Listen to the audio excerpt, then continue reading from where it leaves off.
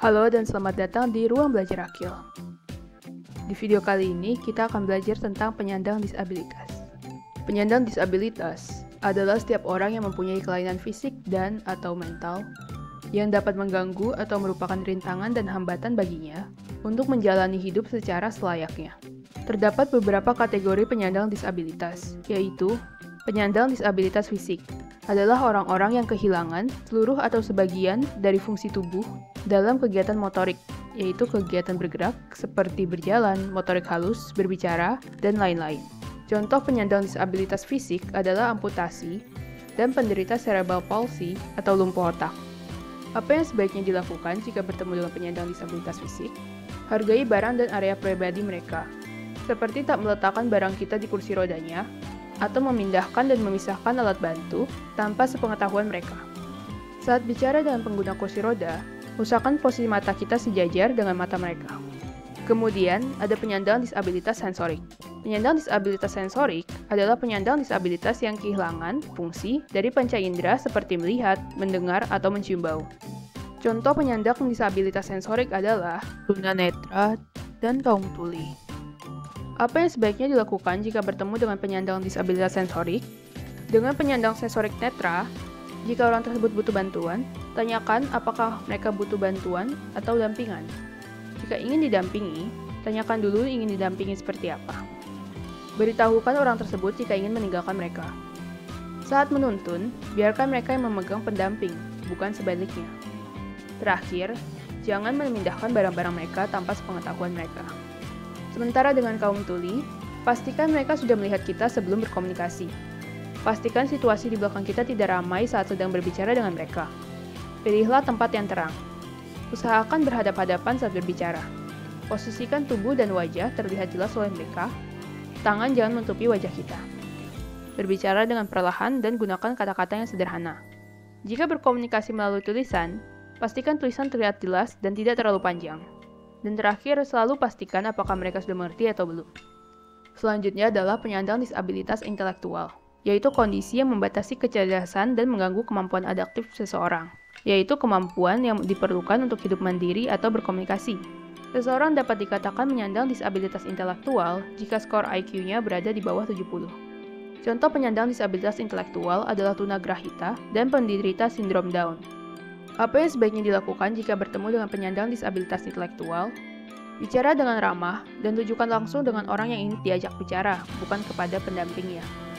Perbanyak senyum. Menggunakan kata-kata sederhana dengan intonasi yang jelas. Jika ingin bertanya, gunakanlah pertanyaan terbuka, yaitu pertanyaan dengan jawaban yang tidak hanya ya atau tidak. Pastikan apakah mereka mengerti. Jika perlu, ulangi lagi poin-poin yang penting. Tidak perlu terburu-buru saat berinteraksi dengan mereka, dan berikan mereka waktu untuk memahami isi pembicaraan. Selanjutnya, penyandang disabilitas mental adalah gangguan yang signifikan secara klinis dalam kognisi, regulasi emosional, atau perilaku seseorang. Contoh penyandang disabilitas mental adalah penderita skizofrenia, bipolar, depresi, autisme, gangguan kecemasan, atau gangguan kepribadian. Apa yang sebaiknya dilakukan jika bertemu dengan penyandang disabilitas mental?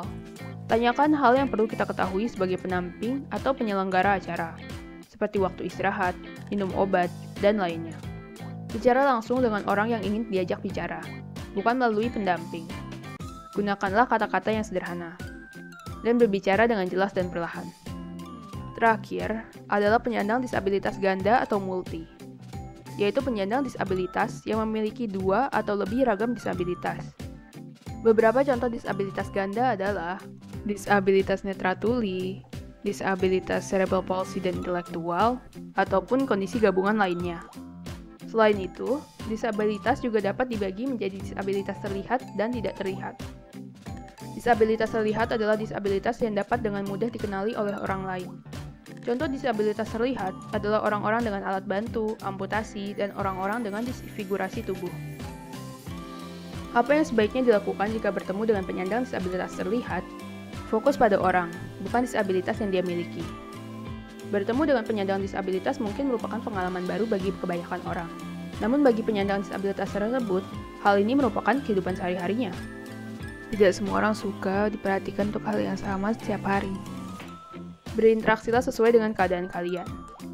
Jika orang tersebut orang yang kalian lihat di jalan, jangan melongo atau menunjuk kepada orang tersebut, apalagi merekam tanpa izin untuk sosial mediamu. Jika kamu ingin membantu, bertanyalah terlebih dahulu, dan terima jika kamu ditolak. Sementara disabilitas tak terlihat adalah disabilitas yang tidak dapat dengan mudah dikenali atau dilihat oleh orang lain.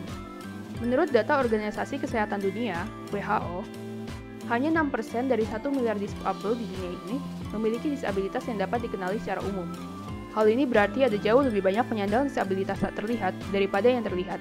Contoh disabilitas tak terlihat adalah autisme, tuli, penderita penyakit kronis, dan penyandang disabilitas intelektual.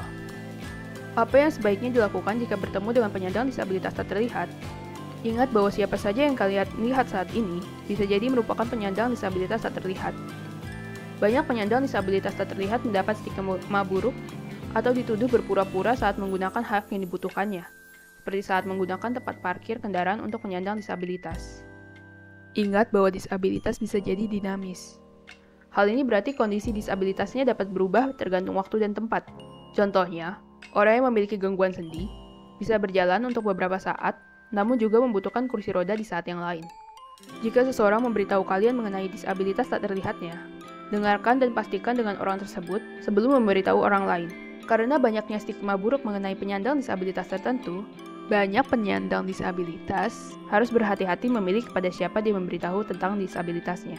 Sekian video kali ini, terima kasih sudah menonton, bye-bye. Untuk melihat lebih banyak video seperti ini, klik playlist Pustaka Digital Audiovisual Ruang Belajar Akil.